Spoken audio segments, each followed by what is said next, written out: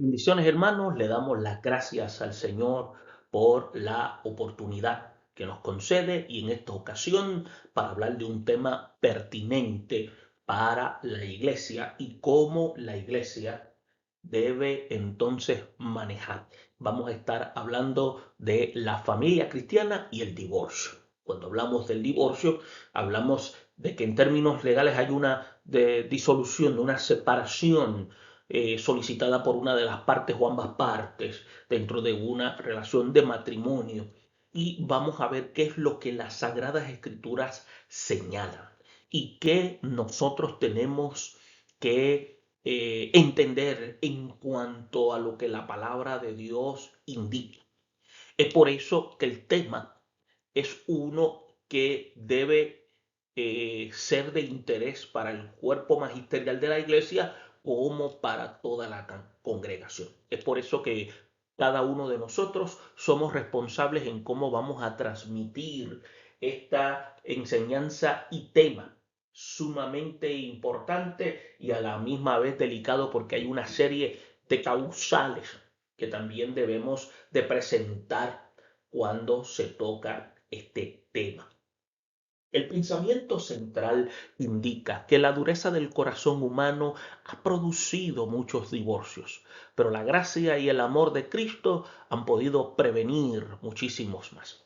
Ahora, sabemos que cuando se presenta en el pensamiento central, que es el resultado de lo que nosotros los seres humanos creamos como concepto dentro de una relación, siempre se ha llegado, digo siempre porque en muchos de los casos las razones de muchos divorcios son por razones de carácter egoísta y vemos cómo la parte que busca justificar tal acción trata entonces de presentar argumentos para poder ser lo que conocemos más bien eh, en términos legales como vista para ser considerada para divorcio. Cuando digo siempre es en los casos comúnmente, pero hay que tener claro de que hay una serie de aspectos que producen donde la parte afectada tiene el divorcio como una alternativa y no porque la estaba ya programando, sino constituye ser como el último recurso. Y es importante que entendamos esto porque a la misma vez esto ha traído como resultado que muchas personas dentro de la comunidad de fe vivan teniendo unos conceptos erróneos en cuanto al divorcio y muchos lo catalogan como acto de pecado. Ahora bien, vamos a ver qué es lo que dice la escritura y vamos a ver que cuando el pensamiento central indica que es por causa principal de la dureza del corazón, entiéndase de lo que nosotros hemos desarrollado en nuestros pensamientos para entonces justificar tal conducta en la cual pedimos entonces la disolución de la relación. Ahora, pero entonces usted va a notar que en el pensamiento central hace mención de una conexión. Dice, y el amor de Cristo. Dice que han podido prevenir muchísimos más. ¿Por qué? Porque a través de las Sagradas Escrituras vamos a encontrar que cuando Dios presenta no tanto la raíz, sino el paso a que se debe dar, vamos a ver que sí hay alternativa para la solución y tenemos que entonces entender de que en Cristo nosotros sí podemos volver a ser restaurados. El texto de oro indica diciendo lo siguiente: pero a los que están unidos en matrimonio, mando no yo, sino el Señor, que la mujer no se separe del marido y se separe, y si se separe, quédese sin casar o reconcíliese con su marido, y que el marido no abandone a su mujer. Vamos a estar discutiendo este aspecto importante dentro del texto, pero tenemos que ser cuidadosos porque tenemos que ver qué es lo que antecede al texto de lo que presentamos en el versículo leído para poder comprender la posición en la cual trae a colación la declaración de el apóstol. Los objetivos en consideración para este análisis son el analizar más a fondo las trágicas consecuencias de un divorcio. Vamos a cultivar con mayor esmero un espíritu de perdón, compasión y amor, y poner y ayudar a parejas que estén al borde del divorcio a fin de evitar. Estos son aspectos que estaremos mencionando dentro del análisis bíblico. Vamos a hacer lectura de los pasajes y en esta ocasión vamos a estar leyendo el Evangelio de Marcos del versículo 1 al 10, 1 al 12 del capítulo 10, que señalan lo siguiente. Dice: levantándose de allí, vino a la región de Judea y al otro lado del Jordán, y volvió el pueblo a juntarse a él, y de nuevo les enseñaba como solía. Y se acercaron los fariseos y le presentaron para tentarle si era lícito al marido repudiar a su mujer. Él respondiendo les dijo: ¿qué os mandó Moisés? Ellos dijeron: Moisés permitió dar carta de divorcio y repudiar. Respondiendo Jesús le dijo: por la dureza de vuestro corazón os escribió ese mandamiento. Pero al principio de la creación, varón y hembra los hizo Dios. Por esto dejará el hombre a su padre y a su madre y se unirá a su mujer, y los dos serán una sola carne. Así que no son ya más dos, sino uno. Por tanto, lo que Dios juntó, no lo separe el hombre. En casa volvieron los discípulos a preguntarle de lo mismo. Y les dijo: cualquiera que repudia a su mujer y se casa con otra, comete adulterio contra ella. Y si la mujer repudia a su marido y se casa con otro, comete adulterio. Ahora pasamos a 1 Corintios, capítulo 7, versículo 10 al 11, donde indica: pero a los que están unidos en matrimonio, mando no yo, sino el Señor, que la mujer no se separe del marido. Y si se separa, quédese sin casar o reconcíliese con su marido, y que el marido no abandone a su mujer. Interesantes aspectos en la cual son tomados en consideración dentro de este análisis, y tenemos que tener claro al menos tres áreas. Vamos a ver que Jesús y su ministerio es uno de carácter educativo, y lo vamos a estar observando en el Evangelio de Marcos, y vamos a ver entre los versículos 1 al 3 lo que querían aprender y lo que quería tentarle a aquellos que le hicieron la pregunta. Ahora, otro aspecto es el antiguo problema que había con relación al divorcio, y usted va a ver cómo en Marcos 3:9 se le da la razón, que se habla de la dureza del corazón y que es contrario al plan divino. Y entramos entonces al tercer aspecto, que vienen siendo lo que el apóstol Pablo indica, que son las consecuencias del divorcio. Y usted va a ver que entre los versículos 10 al 12 presentan los mismos, y la carta que presenta el apóstol Pablo dice que la causal de adulterio y también las otras opciones que se presentan. Bien, vamos a ver que cuando nosotros hacemos análisis, eh, y especialmente cuando entramos en lo que es el estudio bíblico o cuando lo hacemos en la escuela dominical, los que asisten a ella, por lo que entendemos, son personas creyentes que necesitan desarrollar su criterio sobre cosas que nosotros llamamos cosas serias, como el que vamos a tratar en esta sección. Lo que sí se debe advertir es que el asunto del divorcio es un tema de carácter bien controversial. Sin embargo, el propósito de este análisis es poder revisar los principales pasajes de la Biblia que se habla al respecto y reflexionar sobre la forma en que se deben atender dentro del pueblo cristiano. Ahora, nuestro objetivo, propósito, debe ser ayudar a los casados para que permanezcan y sepan cómo ayudar a otros a que eviten divorciarse.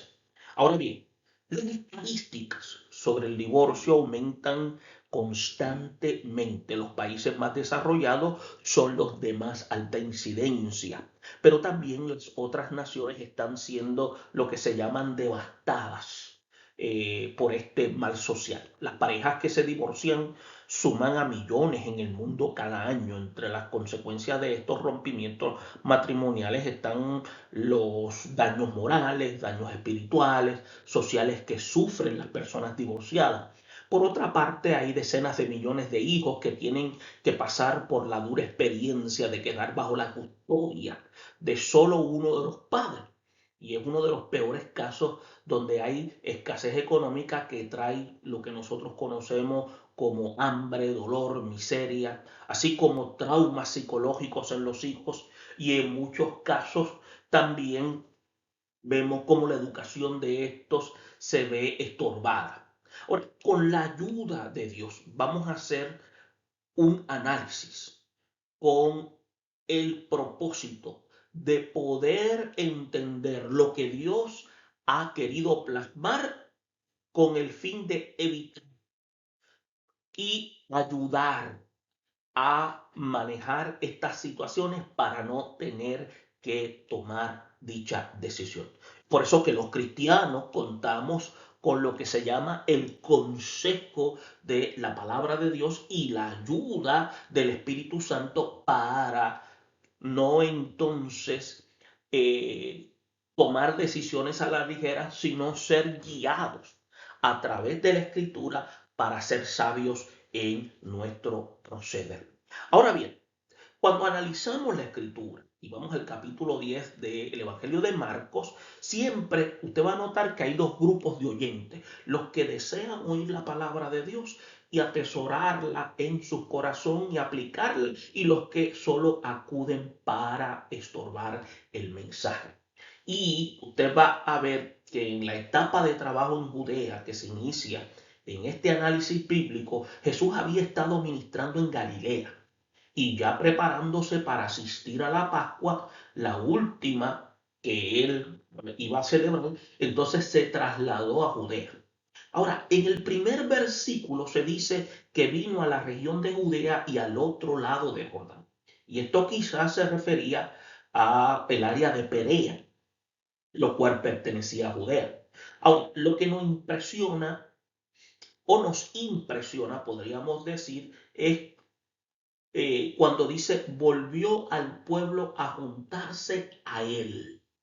Entonces vemos que tal parece las multitudes averiguaban en qué parte del país se iba a presentar Jesús para acudir a él. El consenso general de los comentaristas es que esta gente se encontraba ya por esos lugares preparándose para el viaje a Jerusalén para la temporada festiva, y es por eso que vemos como Marcos, que es un escritor lacónico, pero dice exactamente lo que uno quiere oír. Entonces, ¿qué sucede? De nuevo les enseñaba como solía, es decir, con el mismo entusiasmo vigor de siempre y consagrado en el ministerio educativo. Entonces Jesús nuevamente tuvo para ellos enseñanzas. Entonces usted va a notar que siempre había habido gente que acude donde se está enseñando la palabra de Dios, pero con malas intenciones. O sea, por eso es que mencionamos que siempre hay dos grupos. Entonces, esta vez, como de costumbre, se acercaron los fariseos, pero no para ver qué podrían aprender, sino para tenderle una trampa. Por eso es que usted va a ver al evangelista Marcos como indica con claridad cuando dice que le preguntaron. Y cuando dice que le preguntaron, dice para tentarle. Entonces, estas personas egoístas y frustrados maestros de la ley veían con malos ojos el éxito ministerial de Jesús al ser buscado por las grandes multitudes. Por eso Jesús una pregunta, pero ¿cómo no iban a buscar estos al que les ofrecía paz, sanidad y salvación? Acuérdense que el pueblo no se equivoca, son los líderes del mundo los responsables de la confusión de la gente. Entonces Jesús se refirió a ellos como ciegos, guías de ciegos. Entonces los fariseos constituían una secta que había nacido aproximadamente en el año 150 a.C. con los gobernantes macabeos y se consideraban más bien como los que se llaman los separados del pueblo común. Entonces se ocupaban en interpretar la ley, pero lo hacían basado en tradiciones e interpretaciones de carácter rabínico más que en la palabra de Dios. Entonces, la pregunta que le hicieron a Jesús en esta ocasión fue para tentarle y era un tema que era de carácter controversial en aquel tiempo, cuando dice si era lícito al marido repudiar a la mujer. Y la trampa consistía en que Jesús, si decía que sí, entonces podían acusarlo de que era un liberal, como los de la escuela rabínica de Hillel. Y porque esta escuela autorizaba el divorcio por cualquier causal, según la interpretación. Entonces, quedaba el documento de Deuteronomios, el capítulo 24, versículos 1 al 4. Ahora, pero si Jesús decía que no era lícito a la mujer, entonces le verían como un aliado del maestro Chamay. Ahora, ¿quién era Chamay? Era uno dentro de esta escuela que no permitía el divorcio a no ser por causa de adulterio. Y este punto de vista no era bien recibido. Entonces, estas eran las razones por las cuales se nota cómo estos hombres querían entonces ver cuál era la postura de Jesús. Entonces usted va a notar entre los versículos 3 y 5 esa fraseología en la cual ellos buscan para poder entonces hacer que Jesús caiga. Entonces es importante cuando dice, ¿qué os mandó Moisés? Y ahí es donde Jesús entonces hace una pregunta de confrontación. A lo que ellos responden en el versículo 4, Moisés permitió dar carta de divorcio. En Mateo 19:7, en cambio, dice que los fariseos le preguntaron, ¿por qué pues es mandado por Moisés? Y Jesús dice, quien les dijo Moisés, y Jesús les dice en el versículo 8 de Mateo, dice, por la dureza de vuestros corazones, y entiéndase, nuestros pensamientos ya maquinados. Entonces, esa es la versión de Mateo y se ve de todo bien clara esa postura porque él, en este caso Moisés, da carta de divorcio. No se dio como un mandamiento, entiéndase bien, no se dio como un mandamiento, sino como un elemento de remedio. Entonces es importante porque entonces el repudio de la esposa en caso de adulterio o de fornicación. Entonces, En la tercera división se ve algo sobre las causas y razones por las que se recurre al divorcio. Lo que se debe acentuar cuando analizamos el texto es el hecho de que Jesús atribuye este recurso extremo a lo que se llama dureza del corazón. Y tenemos que recordar que cuando analizamos, y lo habíamos analizado en clases anteriores, que se indicó factores que pueden contribuir a la unidad del matrimonio. Entre ellos mencionados se encuentra el fruto de la paciencia, el amor, la comunicación, el perdón, como también se incluye la comprensión, porque constituyen ser pilares en una relación. Ahora, la oración, cuando el corazón de uno de los cónyuges o de ambos se endurece, poco se hace por cultivar las virtudes señaladas o pilares en la relación de matrimonio. Y es por eso que muchas veces hay razones de importancia para la amargura, el odio que se va acumulando entre las parejas. Entonces, si se diera lugar a que el Señor, dispensado en la persona del Espíritu Santo, tomara parte en las dificultades hogareñas y se recurriera a la oración y al consejo cristiano, antes que otras cosas, no habrían divorcios en las comunidades de fe, por lo tanto, no habrían también divorcios, porque entonces la iglesia los reflejaría en conducta. Y estamos hablando que la incidencia sería mucho menos. ¿Por qué? Porque entonces la iglesia se convierte en una herramienta donde aplica el ejemplo del divorcio a la luz de la palabra. Ahora, tenemos que tener claro que esto es un análisis bíblico a nivel congregacional, pero esto es más profundo. Acabamos de señalar que esto es controversial. Si tengo la oportunidad, voy a presentar algunos ejemplos de los que son causales de divorcio y cómo estos están todavía vigentes y que ocurren, incluso como la Iglesia Católica clásica los sostiene. Ahora bien, entre los versículos 6 a 9, los fariseos sin duda también, los que estaban allí, esperaban que Jesús le diera una respuesta en referencia a una de estas corrientes, a la de Gilel o la de Chamay. Entonces, usted va a ver que Jesús pregunta, y cuando Jesús pregunta es para confrontar, y cuando hace dos preguntas es para desmantelar a la persona. Pero fíjese lo siguiente. Es importante ver que Jesús lo que quiere llevarlos a ellos es al origen. ¿Por qué? Porque la familia es lo que Dios instituyó. Eso no lo instituyó Moisés.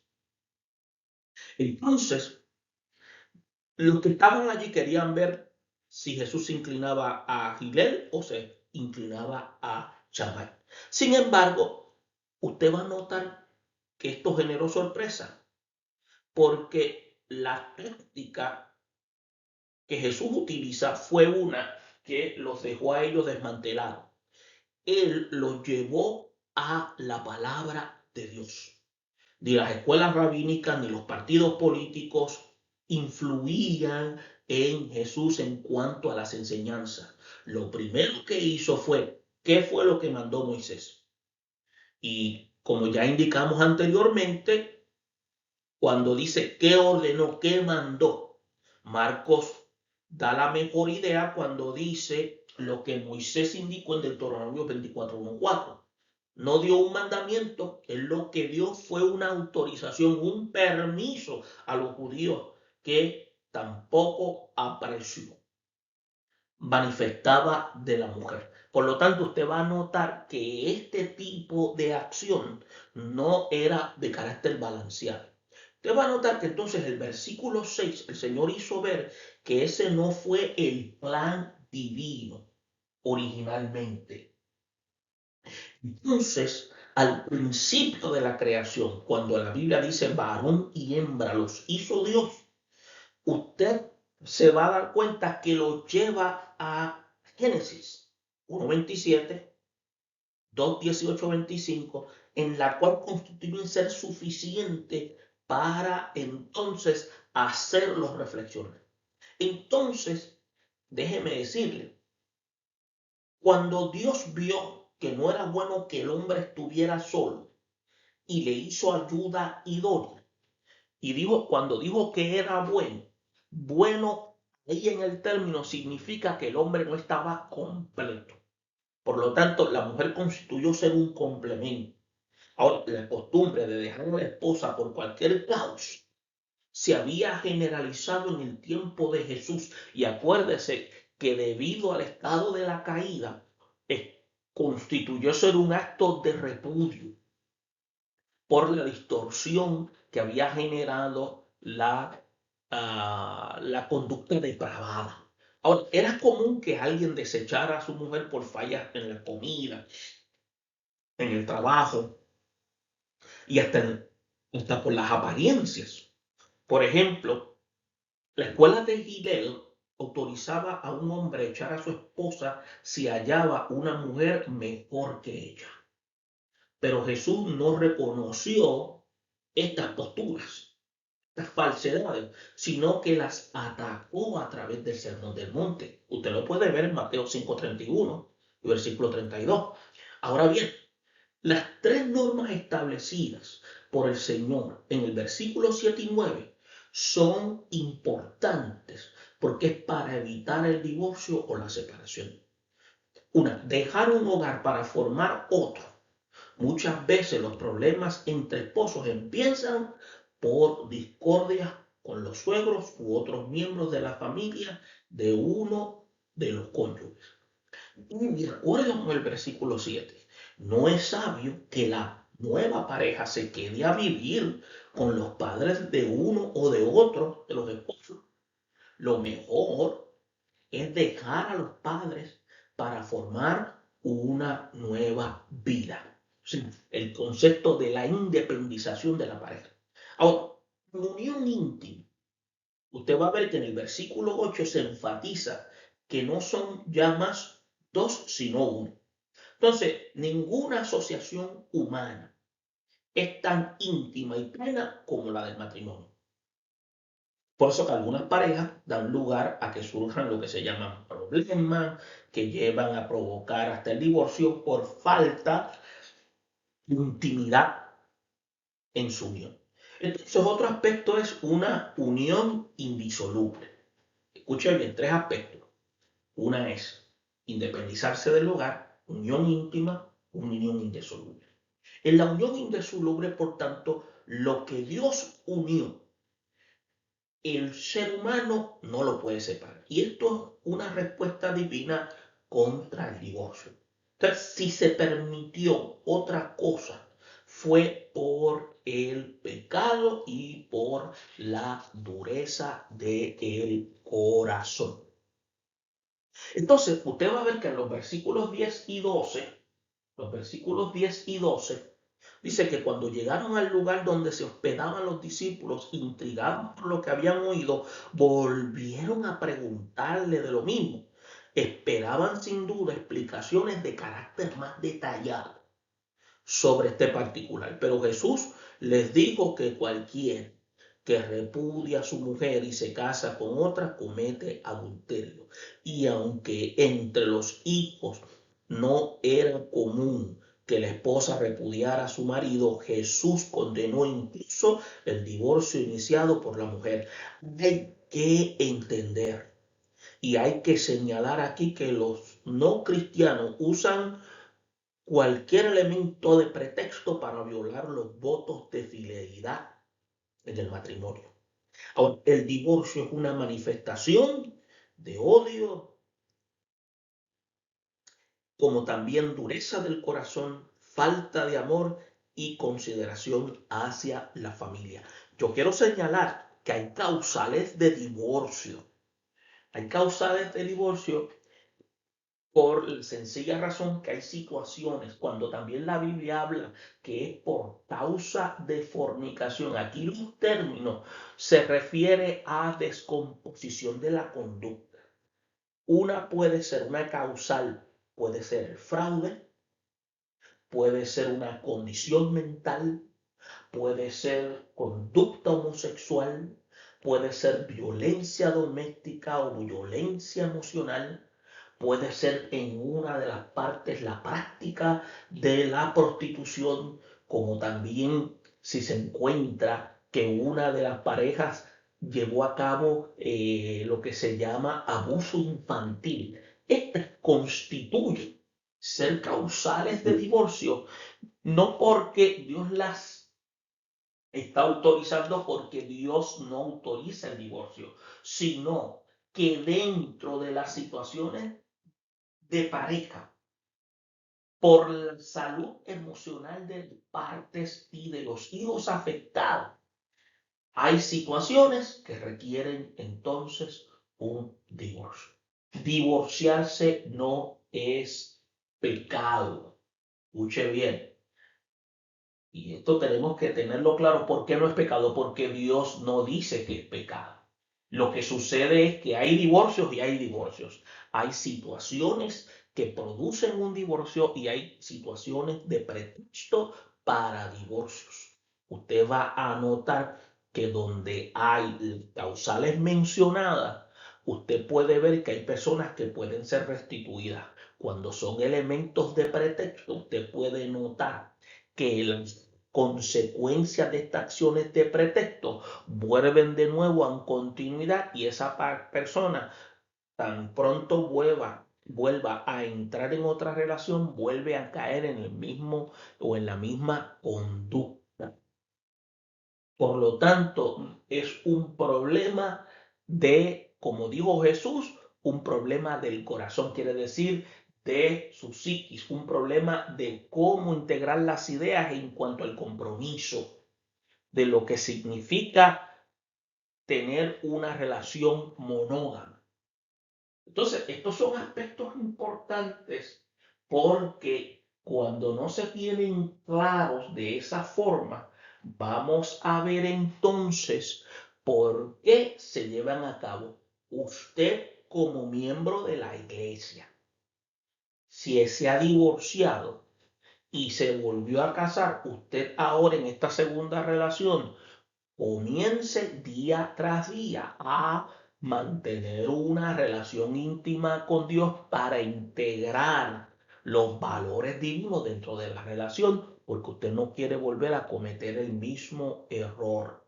Y para que su oración y su vida de comunión no se vea estorbada en ambas partes, tanto hombre como mujer. Si usted se divorcia y decide vivir solo, vivir sola, es una decisión exclusiva y se dedica al servicio al Señor, magnífico. No hay ningún problema con ello, pero no podemos decir que la persona que se casa y se vuelve a casar comete adulterio.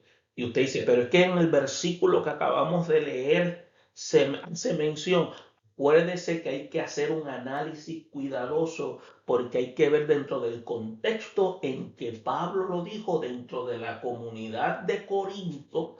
Corinto era una comunidad donde había alta depravación. Por lo tanto, había una serie de causales. Y es importante, y le hago mención con relación a esto, para que ustedes puedan tener claro, como miembros de la iglesia, y yo también como miembro de iglesia, lo que Dios indica. Por eso que debemos entender que autoridades religiosas de los judíos autorizaban el divorcio por sencilleces. Un hombre podría repudiar a su mujer si no le agradaba y casarse con otra si era más bonita o porque fuera más joven. Y entonces esta tendencia no había desaparecido en aquel periodo, y todavía en el tiempo actual eso sigue vigente. Y por el contrario, ahora más que nunca sobran excusas, usted puede ver, para divorciarse. O sea, lo más común es la falta de compatibilidad. Entonces, así se justifican los millones de divorcios que tienen lugar en el mundo. Entonces Jesús, ¿qué hace? Se opone a esta práctica permisiva en aquel periodo. Y su palabra todavía sigue teniendo vigencia hoy. Y la respuesta cristiana se halla en la declaración que dijo el mismo Señor. Lo que Dios juntó, no lo separe el hombre. ¿Por qué? Porque cuando la persona entiende el compromiso de lo que es el matrimonio, debe de integrar de que es una relación hasta que sean lo que se llama por razones en la cual una de las partes muera y la otra parte queda libre. Ahora, en casos de adulterio, vamos a tocar un momentito lo que dice Mateo 5:32 y versículo 19 y versículo y capítulo 19:9, cuando dice estos aspectos, porque acuérdense que los evangelios tocan este tema y presentan unas atestaciones en la cual cada uno de los evangelistas lo vio dentro de una perspectiva no para justificar. Acuérdese que el documento lo que hace es que se complementa y tenemos que ver qué es lo que Dios está queriendo dar a conocer. Entonces, lo que hemos venido indicando es que la única razón aceptable para el divorcio dice que es el adulterio o la fornicación. Y acuérdense que yo les dije anteriormente que se refiere este término, quiere decir descomposición de la conducta. Sin embargo, este permiso divino está basado en lo que se conocen como hechos circunstanciales arraigados a la pecaminosidad humana. Aunque, como indicamos anteriormente, ese no es el plan de Dios que se divorcien, sino un medio de escape que se estableció. Pero aún cuando se crea ya causas para el rompimiento, tenemos que tener claro que no debemos olvidar que las consecuencias siempre son desastrosas. Dios restaura, Dios perdona, pero las consecuencias no perdonan. Entonces, tenemos que entender, los que han pasado por esta experiencia confiesan que quedan todavía cicatrices que jamás llegan a desaparecer. Y cicatrices, entiéndase, traumas que lo que quedan es esa herida cerrada y que cada vez que se mira la herida se acuerda de esa experiencia. Los hijos y los familiares de ambas partes pasan también por ese periodo largo de desajustes y disgustos. También, si se trata de cristianos que eran activos, su participación en la iglesia se ve estorbada y en muchos casos se ve anulada si estos ejercían una función. Porque acuérdese que cuando nosotros venimos al Señor, hay unas demandas, hay unos compromisos. Y cuando estamos en posiciones de responsabilidad, también tenemos que entender que si esto toca a la puerta, tenemos que entender que en algunos casos ya no vamos a tener la misma influencia que se tenía anteriormente porque los estándares son más altos. Tan sencillo como eso.